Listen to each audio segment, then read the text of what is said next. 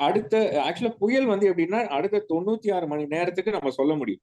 Okay. இப்ப இப்ப அடுத்த 96 மணி நேரத்துல கணினி வந்து ஏதாவது புயல் உருவாகும்னு காமிச்சதுன்னா நம்ம சாத்தியமா சொல்ல முடியும்.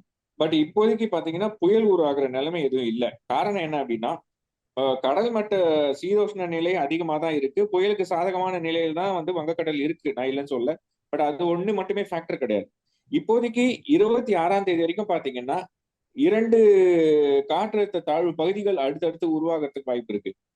அதுதான் வந்து இப்போ நமக்கு அந்த 17, 18 சொன்னேன் இல்லையா?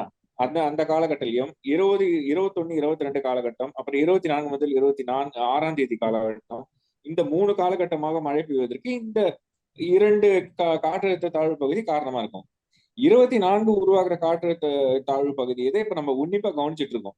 இப்ப அதுதான் வந்து உருவாகுனா ஒரு காற்றழுத்த தாழ்வு மண்டலமாக உருவாகுறதுக்கான வாய்ப்பு இருக்கு. ஆனா ஒரு புயலா உருவாகுமா என்பதை நம்ம இன்னும் கொஞ்சம் ஒரு 2, 3 நாள் வெயிட் பண்ணி தான் பார்க்கணும். சரிங்க அப்பதான் சொல்லி நமக்கு சரியான தேதி, அதனோட தீவிரம் என்ன அப்படிங்கிறது நமக்கு அந்த டைம்ல தெரியும்.